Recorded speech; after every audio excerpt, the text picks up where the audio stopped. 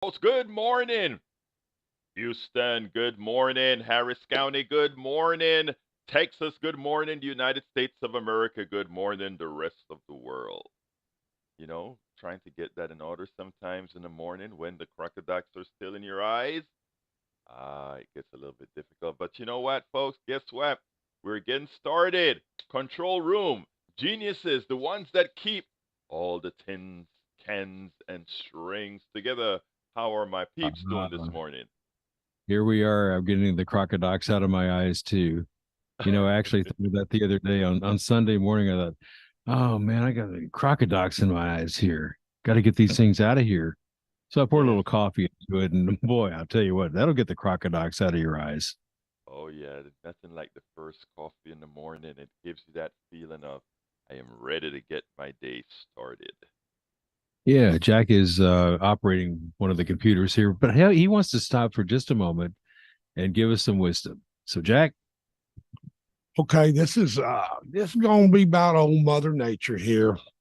The capitalists might promise you profit, but mother is all we really got. Indigenous people call it Turtle Island, Earth. You know, we all share this one planet, a spinning ball with a thin layer of atmosphere that houses Mother Nature, who sustains us, rotating and circling a star in an outer fan of the Milky Way galaxy that is turning and spinning itself, flying away from its origin center, the Big Bang, exploding and burning and expanding at a gazillion miles an hour in an envelope of the universe. Love, respect, revere Mother Earth. She's all we got. She is all that we've got. Did you write that one, brother? Yes, I did last night. I love it. I love it. I love it. And what again? I love it. Anyway, we are going to have a great program, especially having been brought in by those words from the one and only Jack Van Weber. Anyway, thank you for that, brother. Appreciate that. Anyway, folks, but that is so true, right? All we've got is this piece. A lot of folks don't realize how slim that atmosphere is compared to the size of the earth, compared to what rests on the other side. And if we screw that up, that is life sustaining atmosphere. So very true. So very true. Anyway, folks, yes, Egberto, that thin layer, there's only about 6 miles of it that are breathable atmosphere. The yes, whole rest of it is stuff that's not breathable. exactly right. The oxygen level gets so thin so quickly, it's not livable. So it is amazing how thin that layer is that we so depend on. And, it's something we've got to care for. And, for all those that continue to try to make excuses, there are all these new theories, Jack, that's coming out that's trying to get people deflected from, well, this climate change that we're going through is one particular cycle. The earth always go through the heating and cooling cycles. All of that is true. But what the earth is going through right now is, let's remember something important, very important. All the oil and the carbon and all these these elements that are in the ground are elements that once flew around in the atmosphere that that actually prevented the type of life, the type of human life to be there. There was some other type of life, you know, but but your oil, your carbon, or rather your oil, your plant, all these things that have grown millions for millions and millions of years, the dinosaurs, all these other animals, they broke down into their what they were formed of, carbon, and was sequestered in the earth the elements sequestered in the earth. It should be noted that if you take a look at concentrations of carbon dioxide, something that we can't breathe in, plants turn into cellulose. We can't breathe into. The mere fact that that is rising, whether we have cyclical temperature changes in the world, the fact that that atmosphere that you spoke about, Jack, is changing to such a degree. concentrations that have gone up by more than 1% in the last 100 years or so. That should tell us something. No matter what theories people come out with, we are changing the makeup of the atmosphere that was created by the sequestration of carbon over the last several million years. And in a few hundred years, we have changed that composition. So don't let people fool you about every 25,000 years we have an ice age and all that kind of stuff. That's not what we're talking about. We're talking about the change in the chemical buildup, the chemical makeup of our atmosphere. So, folks, please don't let them use smoke and mirrors on you. We have to change from burning fossil fuels to some sort of a renewable energy so that this constant change in the composition of the atmosphere to put us where we were at some time millions of years ago, but doing it quickly, we've got to stop it. Anyhow, hey, thank you for giving me a one rant period there, Jack. anyhow, anyhow.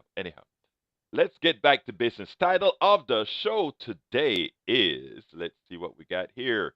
It is, and I'm on the wrong page. I've got to pick the page up. Corporate media sides with CEOs. Bill Hunn has a message for Democrats. And I just typed Tommy Tuberville. Anyhow, Tommy Tuberville makes a fool of himself one more time. Yesterday, he showed that he absolutely knew nothing about the military, yet he is tasked with holding the military leadership hostage. One senator, we've got to change the rules. The Senate is already not a democratic institution, and with some of its rules, it's even worse what it has done. So we've got to take care of that. Anyway, second story is Sanders rips coverage by the corporate media of the looming UAW strike. And I think I'm going to start with that one because that one really has me irate. Democratic activist Bill Hunn has a message for Democrats. I tell you what I'm going to do is I'm going to start with that one, and then we'll go into the one with Bernie Sanders and the UAW, statements on the UAW. And if we have more time, we will go to the one with Tuberville, though who really cares about Tuberville? But let's go ahead and play Bill Hunn because what the brother has to say about where we're heading to is really true. So here we go, without further ado. Bill Hunn is a very good friend of mine.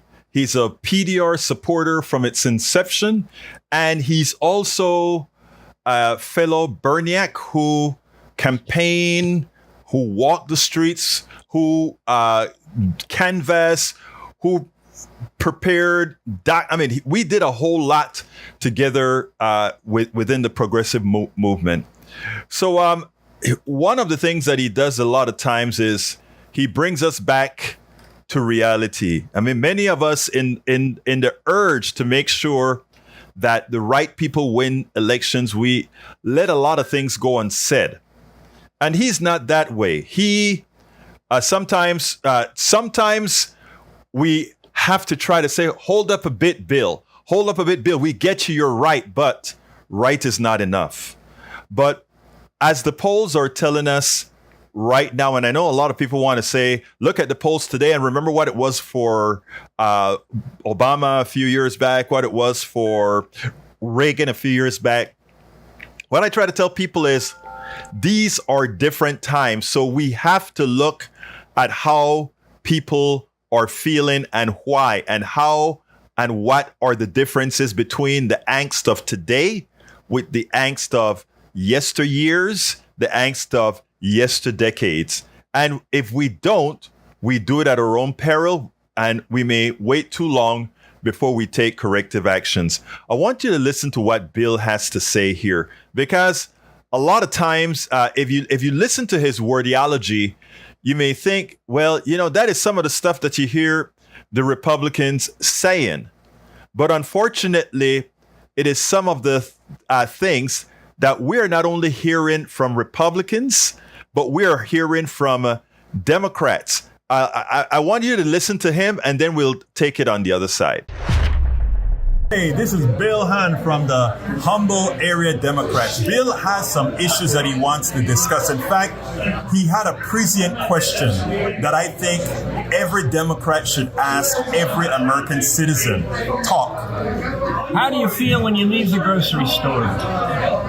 Well, as it turns out, you said that question was posted somewhere. Yes. And that there were 137 comments. Tell me a little bit about those answers. They were all negative. They were all, inflation is eating away at my disposable income. I'm wondering how I'm going to feed my family at the end of the month. And all comments to that effect. The average voter is not feeling a good economy. Let me tell you something, Bill. I gave a rant on Daily Kos that created one of those huge amount of comments where I stated that Democrats have to go out there and stop talking about issues about how, just like you mentioned there, the economy is great and all the numbers are great. You have to be out there saying why these people are feeling what they are feeling. And why are they feeling what they're feeling? Please tell me. What was the great question that Reagan asked at the end of one of the debates? Are you doing better today than you did yesterday? Something to that effect. 4 years ago. Yeah. Are you better off now than you were 4 years ago? I think that question won the election for him. Right. And if that answer isn't what it's supposed to be, what you're supposed to be doing is campaigning on the issues that say, this is why it isn't better, and this is why we are going to do, how we're going to make it better, correct? I don't believe they want to. They have to pass legislation that directly benefits the working class. And get Bidenomics is nothing more than another version of trickle-down. Explain. Instead of doing it with tax cuts, they're doing it with subsidies. They're giving money to the corporate world, hoping that some of it trickles down to the working class. And explain, because there's something else interesting. A lot of those policies that were passed during the COVID are starting to expire right when they're around election time. And isn't it true that people are starting to feel the pain of that expiration? Well, inflation eats away. When inflation increases faster than your wages, your impression of how you're doing declines. Bill Hunn. Thank you. Thank you. Now I get it. The numbers are great. And we take a look at how that the average wage is growing faster than inflation. All those things are true. But what is also true is the disparity continues. What is also true is that these changes in people's state of being, in their financial state of being, isn't distributed evenly among those, specifically those who want to vote for you. And Bill points out something important. A lot of all these benefits, why do you think we have a bipartisan infrastructure bill? Not because Republicans wanted to be bipartisan, because it more than likely assisted more of the business class than anyone else. All those yes, it's going to create jobs. Yes, it's going to be creating a few better paying jobs. But the people that are cleaning house are those who own these companies, etc. When he talks about the wage increases, again, if we have 10% of the people get their wages increased by 10% and everybody else get their wage increased by 2%, the combined increase in wages looks like 6 or so percent, but the reality is that's not the case. It is skewed somewhere else. So we have to look at all the big picture, and we have to go where people are. We have to talk to people, and we have to make sure that the policies we are going to support going forward support the people. The problem is getting policies passed for the people is so much more difficult than getting policies passed that make businesses happy. That is why we have to educate us all. so that we force politicians to do what's right. Yesterday, Bill, we had one of our state reps at the meeting last night, and he really questioned every single amendment, including the amendments that Democrats were supporting, because what he noticed was that, yes, we're supporting these policies, but it always seems when it comes to making sure everybody have broadband, it first satisfied the corporations who are going to provide broadband. When it comes to all these features to help people, it's as if the money has always got to be filtered through those with means. Bill Hunn has his statement may seem harsh many times, difficult to hear, but something we better take heed to, because he represents the Democratic base as well, and he is in a community that sees some of these issues. Absolutely. So I mean, it's not easy sometimes when you have somebody that comes in and bucks the system on all sides. And I think it is important. It's very important for people to realize that. Welcome aboard, Eric Hayes. He says, "Hi, I am here to see if any person's attacked." We don't attack people. You know that, Eric Hayes. You're part of the PDR posse. Hell, you even come to ask Egberto anything on the weekends, and you're an active participant. Sometimes with voices completely counter to what many others in the group has, and you're always giving your kudos and respect. That's who we are. We respect absolutely everybody, every point of view. We have ours. When I say we, I'm talking about politics done right in general has a point of view. So let's remember. Okay, he said, I hope that that improves. I don't understand why the volume would drop, but I hope that it has come back because I am looking at the levels here, and the levels look fine. So anyhow, let's continue here. The second subject that I wanted to cover, and by the way, folks, the telephone number is 713-526-5738. Again, that number is 713-526-5738. Give us a call, and what we'll do is talk about that particular issue. So, here is the deal. As you know, the UAW is in the act of negotiating a new contract. And I think we kind of covered this a few sessions back, a few programs back. And it's a bit upsetting. And because, as we mentioned, if you take the salary of a UAW worker today, it is 5% less. 5% less than uh, it was before. And I think it's important because if you look at the salary of the CEOs, their salary has gone up by 40%. That you didn't hear that wrong. Their salary has gone up by 40%. So it is ironic.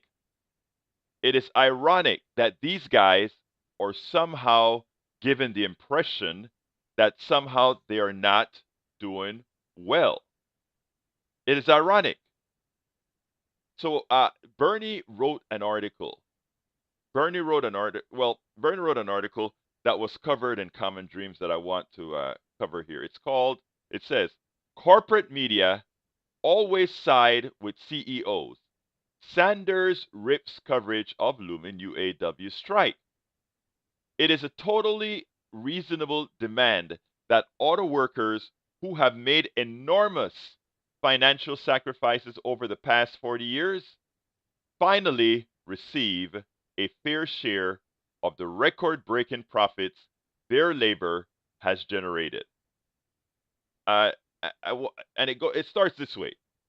U.S. Senator Bernie Sanders on Tuesday blasted corporate media coverage of United Auto Workers contract demand and looming strike, echoing a video released last week by UAW amid negotiations with vehicle manufacturers Ford, General Motors, and Stellantis. A short list of media conglomerate control the vast majority of what the American people see, hear, and read. Uh, and that is clearly on display with the labor conflict between the union and the big three, Sanders argued in a statement, highlighting that the major reasons as to why auto workers might go out on strike have been rarely, if ever, the focus of the corporate media's coverage. In the first half of 2023, and these are the numbers that I really want you to concentrate on now. This is like very important.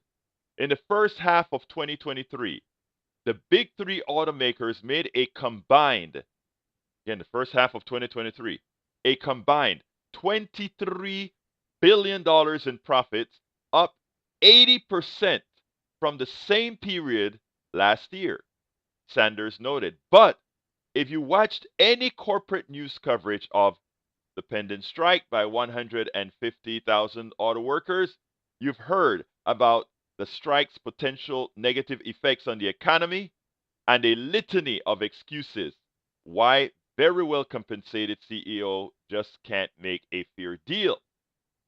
The chair of the Senate Health, Education, Labor, and Pensions Committee continued, you won't hear that last year the CEO of General Motors raked in about $29 million. One person, $29 million in compensation.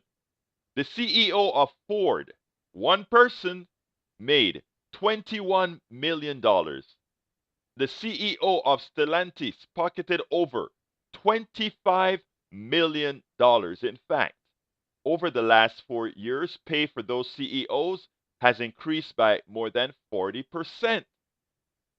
You won't hear that the average starting wage at the big three today is around $17 an hour, less than a number of non-union auto plants around the country, and that the top wage is $32 an hour. You won't hear that unbelievably, over the last 20 years, the average wage for American auto workers has decreased by 30%. You won't hear that after adjusting for inflation.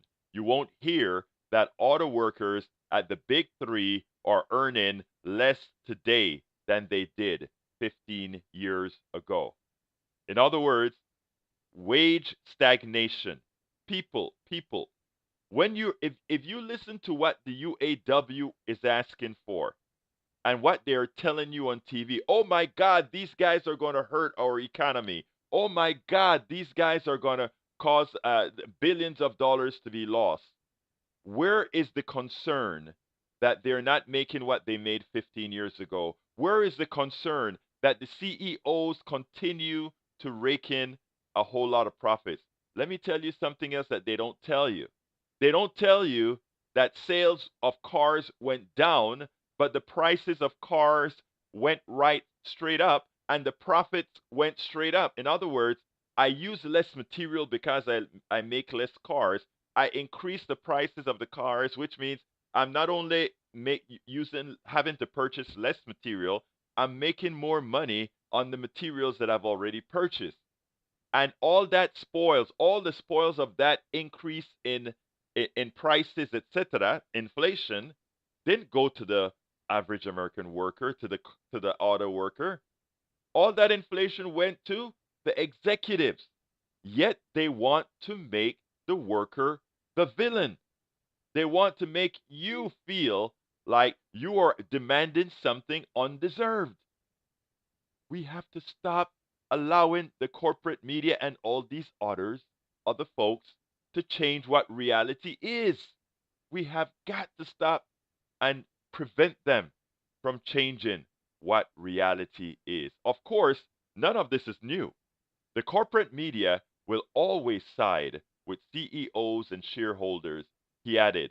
Despite what you might hear in the corporate media in the coming days, what the UAW is fighting for is not radical. It is the total responsible demand that auto workers who have made enormous financial sacrifices over the past 40 years finally receive a fair share of the record breaking profits their labor has generated. And let's remember that all the profits that any corporation makes, every penny, every single penny of these profits are created on the backs of workers. So workers don't need to apologize for asking for their share of the increased profits that they're getting. They shouldn't apologize for the inflation in the cars when the inflation in the cars has nothing to do with supply and demand, but exactly what again? But with corporations saying we want to increase the margin for our shareholders and margins for our executives, but they care not. They do not care about the American worker. So, folks, when you're watching the news and you're seeing, and they make you believe like these workers are asking for something that they don't deserve, they want more money than anybody else gets. When you hear that on the news media, remember who pays for the news media. Remember whose money is paying for all of this. Let's not forget that. Again, who's on the worker side? Now, I don't believe in just complaining and complaining without solution. And the great thing about when you have UAW, you don't have to have somebody, a mouthpiece on the radio on KPFT saying, "Ah, here are the solutions," because the UAW has the solution. And that is to say, if you don't give us what we're asking for, which isn't something that's undeserved, we will walk, we will strike. That is the solution. The solution is for workers, all workers, unions or otherwise, to say, you don't pay us our worth, you don't pay us for that profit that you're making, you don't pay us for that Mercedes Benz that you have, for that, I don't even know the name of expensive cars, for that Ferrari that you have. If you want to drive that, you pay us. Because remember, the only reason you can drive the Ferrari or you can drive the BMW or whatever expensive car you can drive is because we, the worker, have produced more than produce value for you. So the solution is exactly what the UAW is doing. Along with this statement calling out the corporate media, Sanders on Tuesday published an opinion piece in The Guardian urging Americans to stand in solidarity with the UAW and create an economy that works for all, not just the privileged few. The ironic thing about it, folks, and I'm coming to you in a minute, Augie, the amazing thing about it, my dear brothers and sisters, is the following. If you pay the average American worker more, it creates a more vibrant economy. And the reason it creates a more vibrant economy is because people with lower means, people that are not the executives, all the extra money that they get, they pay off bills, they buy more stuff, they have more vacations. So more things happen and the wealth is spread around more evenly, right? In other words, if that CEO doesn't make $21 million, but instead makes $1 million, which is more than he's worth, instead of making, what has that CEO done? I repeat, what has that CEO done in and above the worker who's building that car for him to make $21 million when that other person is making $60,000? What's the point? Or what gives him the authority? What gives him the worth to make $21 million? That's the question every American worker should be asking. Why are executives, those people who direct me, but I create the labor, I create the product, I create the intellect. Why should they make in the order of millions and I'm making $60,000 and trying to be able to afford my health insurance and trying to be able to afford all these things while he or she makes $21 million for doing very, very little? Things, that's how, and I don't want to hear, well, that's how things have always been. What I want to hear is exactly what the UAW is doing. This is what we demand. Let's listen to Augie before I continue on my perpetual rant on what we need to do. And before Augie comes in, folks, remember 713 526 5738. I would love to hear your voices. 713 526 5738. Make your voices heard. Everybody, let's hear what you got to say. Augie, come on in, my brother. Hi. Well, if I used to be a union member with Southwestern Bell, and I participated in about these three strikes, and that's the only way we got our benefits. And it's funny, in the 70s, the CEOs, uh, they would talk to us and say we're part of a team.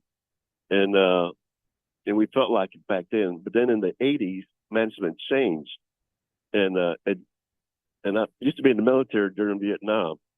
And we would talk about triad we had in the military, nuclear Yeah, triad, I remember the the triad. nuclear bombers, submarines, and missiles. Well, in the 70s, it was like that. We had our triads. We had our shareholders, but then we had the employees and the customers that to think about. But in the 80s, we had a CEO when he talked to the employees when he was brand new. He said, "Well, we got to worry about our shareholders. We got to work for our shareholders."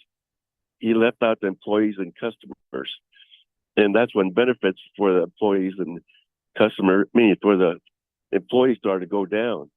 Uh, the employees used to be rewarded for how many years they were with the company.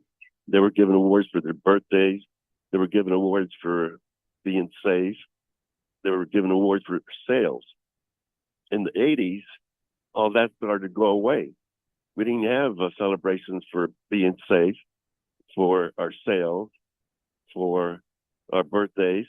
And we were just like, now they thought of us just as machines to make them well.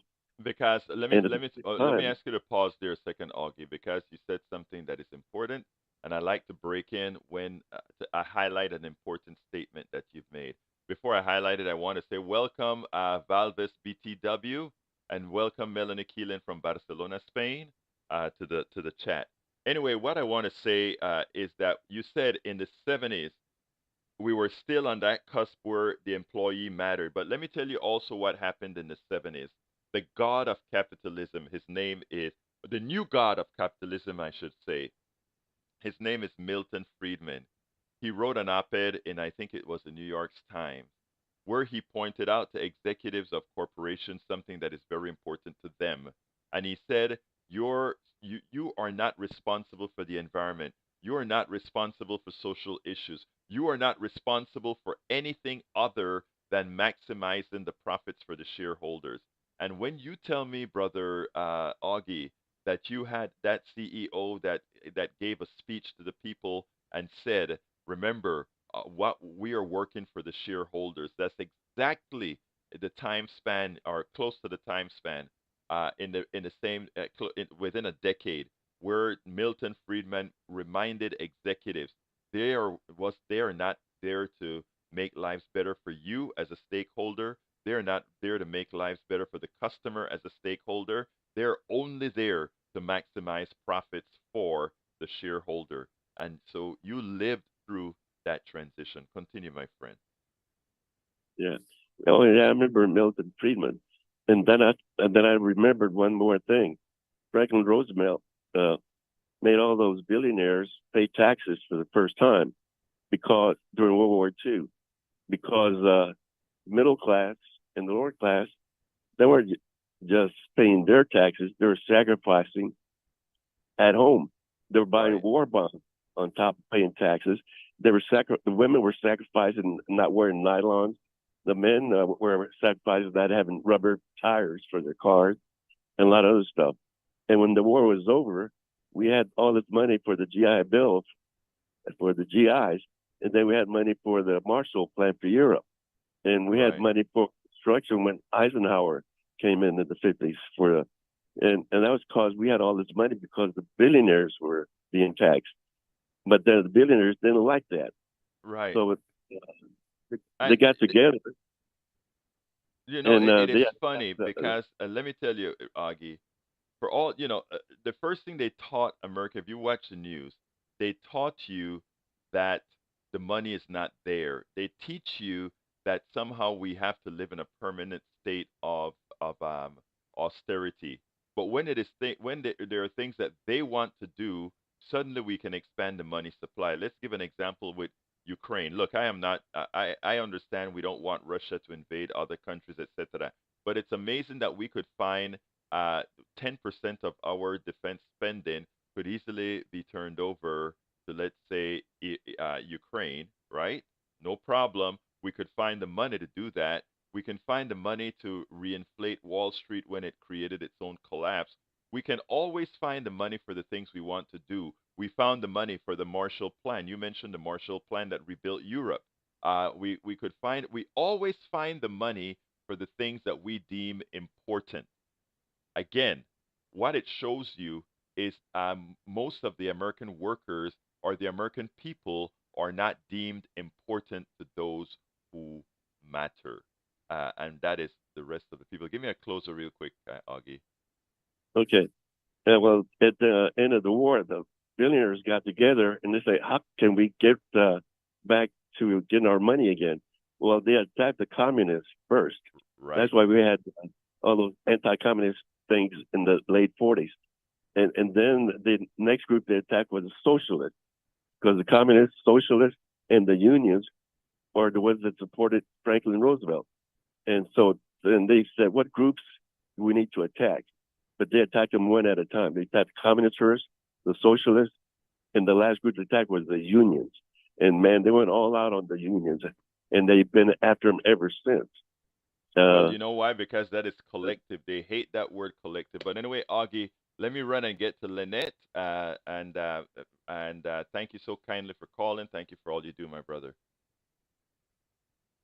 All right, let's go ahead and bring Lynette in. But before we get Lynette, let's go ahead and say call 713-526-5738. Again, that number is 713-526-5738. I want to hear your voices on these issues. Lynette, come on in. Good morning. Hello. Thank you for having my call. I think that was Augie that was speaking about that worked for Southwestern Bell. Yes. So I also worked for Southwestern Bell back in the 80s. And he was totally right, because we had a union. I remember when the unions were broke up. I remember when we got new management in, it's like everything changed. But the union people worked together. I also worked through a couple of strikes, 2, 3, I can't even remember. But the other thing, too, is that we had a team that was called PMEI, Participative Management Employee Involvement, where the management and the employees work together to see what works for the employee. And so our union and our management work together so that we can come up with a solution so that our wages were equitable. But now Southwestern Bell has changed. It's AT&T. The Baby Bells all broke up. But anyway, I was excited to hear him talk about the unions. And it's like my father used to say, every 20 years, things changes. And so now it's like we have to fight to get those unions back just so people can be paid equitably. The other thing I wanted to add to that, we have so many nonprofits, they do great work, blah, blah, blah. But if things were equitable, we would not need nonprofits and for all these corporations and organizations to give to the nonprofits. Everybody would just be getting paid more than a livable wage. But that's all I wanted to say. So thank you so much, because I have to go get my kids out the door. Okay, thank you so kindly, Lynette. Lynette, what you said was extremely important. Thank you for your call, my friend. Thank you. Great job.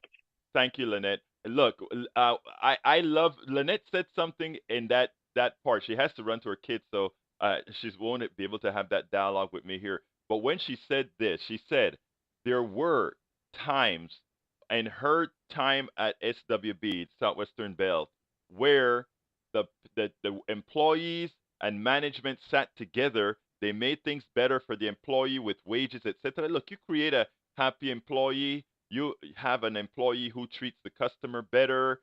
That it all works together. There's nothing wrong with having well-paid employees and not executives who are getting overpaid on the backs of the employee. Things just work better. Also, you get better circulation of your money supply. Remember, $1 in the bank does absolutely nothing.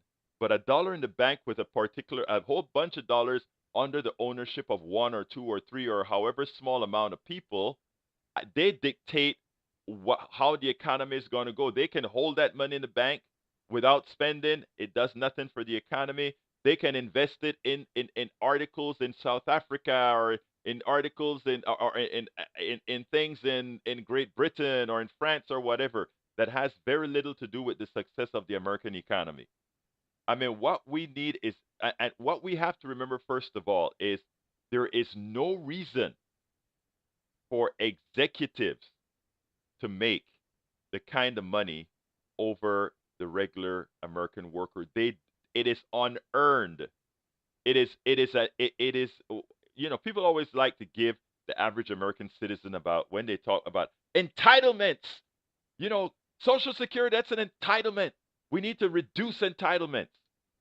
The biggest entitlement in this country has nothing to do with Social Security. It has nothing to do with Medicare. It has nothing to do with Medicaid. It has nothing to do with child care. It has nothing to do with all these social services that makes humanity better, that make things better for human beings in the country. Those are not the giveaways that they would like you to believe. You see, they have changed our mindset. They have changed our mindset that things that we do collectively good for society as a whole is something, a bad thing, an entitlement that shouldn't be there. That's the mindset they're putting in your head. They're putting in your head to equate entitlements for the workers as a negative, right? Entitlements for the workers, they want you to think it's a negative. That way you can go against your brother and your sister when they're asking for what they deserve. So they want you to not like unions. They want you to go against the UAW strike, against the mega corporations that they're paying their shareholders a bunch. They're paying their executives a bunch. The people that least produce for that company are the ones that make the most. It's called capitalism, folks. That's not how it's defined for you. They want to define that as democracy for you. That's not democracy. Democracy is free enterprise. Democracy is free enterprise. The idea that you can create your company and do good things. And when I say make a good living for yourself, as you make a good living for those who work for you. Right? But the other economic system is one that says you are but a machine. And we pay the machine the least possible, the human machine. As we replace the human machine with the robotic computerized machine, eventually, we don't even need most of you. We have got to wise up, and we have got to stop allowing these people, the plutocracy, the oligarchy, the wealthy, from changing our mindset against ourselves, to be against ourselves. We have got to change our mindset. We have got to re-educate ourselves, because this indoctrination starts at birth. This indoctrination starts at birth, so much so that it has become a part of our being, that anybody that's trying to make things right for all of us is a kook. We have all kinds of names for the people that are trying to make your lives better, right? We have people coming against their own interest, right? Think about it. Let me show you a mindset here. Eric says you will have more employment. The CEO won't be replaced. The worker will. Think about that. I want you to think about that. We have somebody in the chat who is telling you, be scared. Be very scared. Don't buck the system, because you will be replaced. Let me show you. That is a mindset. That is saying the following. That is forgetting that there are more workers than there are executives. There are more workers than there are shareholders. But you should be scared that the CEO will be there and not you, the employee. That is how you lose your power. And that's, believe it or not, why they don't want unions, because collectively we have power. Collectively, there are more of us. People, The mindset that I just read to you, the enslaved, the mindset of chains in one's mind, that is what we have to fix. Look, I've had chains in my mind before, but I've extricated those. I have learned to change the indoctrination that I had, including when I came to the country and learned economics the very first time. I remember, and I wrote this in my book as I see it, right? Uh, as I pointed out that, hey, the mindset was there to fool you. Eric, you say, Egberto, UAW situation will cause more unemployment. No, it will not. If you pay it will shift employment. They see that the people may want to reduce employment some, but what's going to happen is that more employment will occur as those people who make more money buy more sandwiches. The sandwich shop would employ more, buy more of many other things. Anyway, let's go to Johnny real quick, and then we'll go to Art. Come on in, Johnny. Oh, let me get into the garage real quick. All right. Now I'm in the dead zone. I can speak to you with no reverb. But speaking of machines, I was thinking of chickens, poultry, actually, because we call them poultry, so we make it easier to kill them. So we get a bunch of chickens in the truck. They arrive at the slaughtering plant. They wring their necks, whatever they do to them. They hang them upside down when they're still half alive. And by the time they're done at the end of the other conveyor belt, they're stripped of their feathers, they're de-skinned, and it's a horrible process to look at. I saw the videos of it. Right. And what I'm thinking when you're talking about machines, the mindset, you mentioned mindset. You're making excellent points, and this is why I want to dovetail with the mindset of the Republican Party and the corporate industrial oligarchs. They have I want to say they're kind of evil in the way that they do things. They, in the same way that they treat animals as machines, heartless machines with no feeling, no thought, no kind of consciousness. They take that same approach with employees, human beings who do the slaughtering, and likewise the humans when they're young, school kids. They want to do the same thing in Harris County. That military mindset. They want to wrap it up for me in 1 minute, Johnny, because I got callers coming in. Go ahead. What I'm saying is we're turning their goal is to reduce children down to workable units where they minimize their humanity. They don't want them to breathe. Stop right there. Stop right there. Stop right there. You nailed it. You just nailed it. Don't say anything after that. You nailed exactly what's going on. And notice I had said earlier from the beginning, you nailed it. And if you notice, Lynette inferred that as well. That is the magic moment. Thank you, Johnny. Anything else real quick? 10 seconds. Yes, Frank Luntz is evil, and we need to take away his power, and we need to start telling other folks that words do matter. Thank Limbaugh, you, that Johnny. was one thing that he said that was right. Thank you, Johnny. Appreciate you. Let's go to Art. Come on in, Art. Hey, man. Thanks for taking my call. Yes, sir. So I've been in the union for about 10 years now, and just some things I've learned and that I think everybody could apply to themselves. Though I'm in a union, and they may not be. This is some things I've noticed. So if I have to use my personal phone, I can charge for that. This applies to a lot of people that work at different department stores, tool stores, big box stores. I see them using their personal phones to look up items. And I ask them, are you getting reimbursed for that? Are they giving you? They're like, no. It's like, well, they should give you their company phone. You're using your minutes, your time, your effort, paying a bill for this company. I don't think that's right. Some will be like, man, I never thought of it like that. Right. Like, yeah. So that's one. Overtime, when you work past 40 hours, don't look at it as making extra money. Look at it as penalizing that company for not having enough staffing. There you go. Every minute I'm over overtime, I look at it as like, oh, I'm gonna fatten my pockets.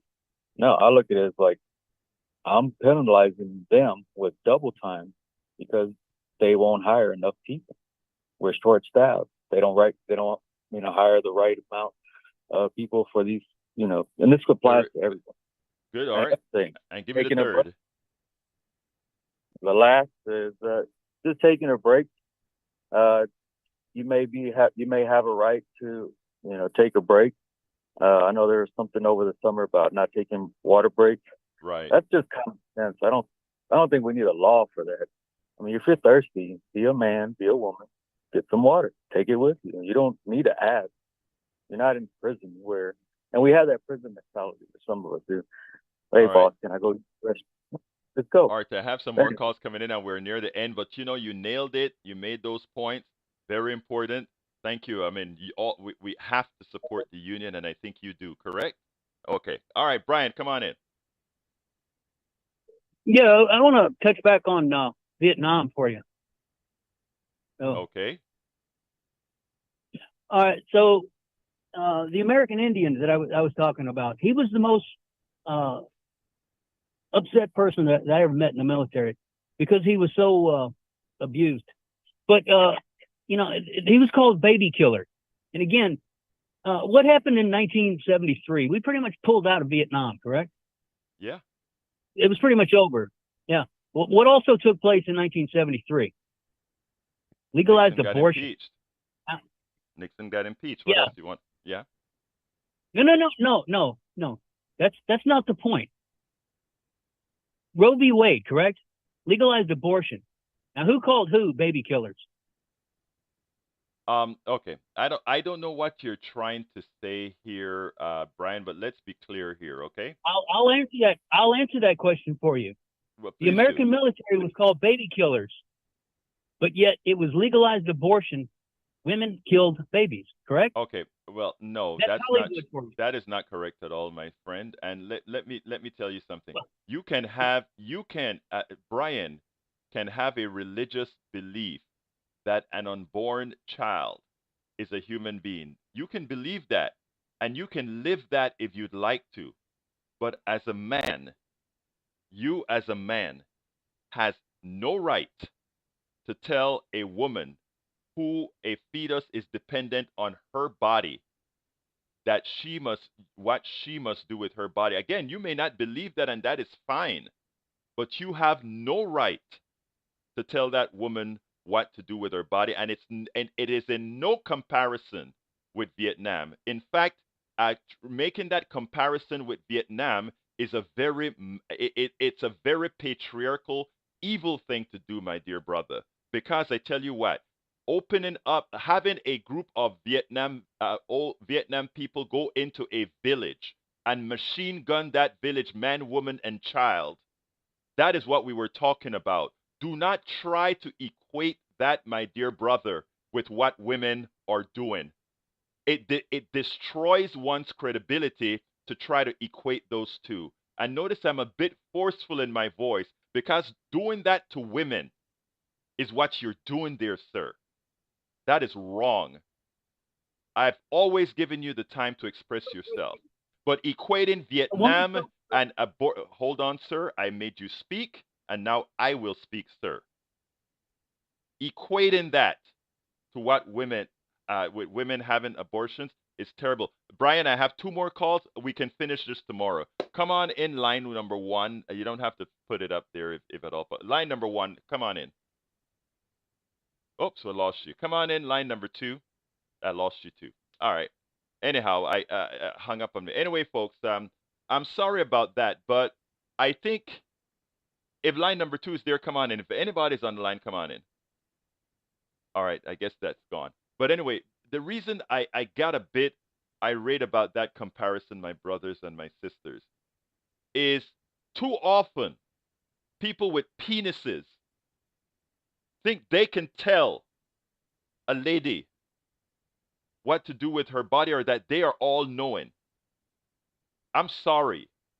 That doesn't compute here, my dear brothers and sisters. You can have your religious belief and you can live your religious belief and you can live whatever your thoughts are. But once you start to impose it onto others, that is where it ends. That is where it ends. Come on in line number one. We don't have much time. Line number one. Derek, come on in. Thank you for addressing that, Roberto. Yeah, yes. Thank you for addressing it like that, Roberto. Quickly, Brian, I hate that you see things like that, but Bob Marley had a song that says you're running away, but you can't run from yourself. If you constantly harping talking about baby killers, and you felt that that's exactly what you done when you was over there in the war, I mean, you did it at the behest of politicians. So yeah. In fact, do you looking at yourself in the lens of what you have done? Guiltiness is such of a horrible thing, and that's all I'm calling to say. Thank you so kindly, Derek, for your call. I mean, that one really got to me because women take a hell of a lot. And look, yours truly used to be a sexist, and I am definitely intent on atoning for that. Intentional. Anyway, the show is over, so let's jump to the control room. My dear brother in the control room, please go. Well, what a mighty fine show you had, Egberto. We certainly appreciate your efforts, and also you just put the truth out there. So I'm going to let Jack wrap it up, and Jack is going to push the buttons on getting out of here. So, Jack, what you got? What does a CEO done for his worth? Steal wages from the workers. Absolutely. So thank you so kindly, control room, El Senor Howard and Jack. We couldn't make this stuff without you. Anyway, folks, thank you guys for your ears. Thank you for listening. My name is Egberto Willies. This is Politics Done Right, and you guys know how I end this baby. I am what? Out.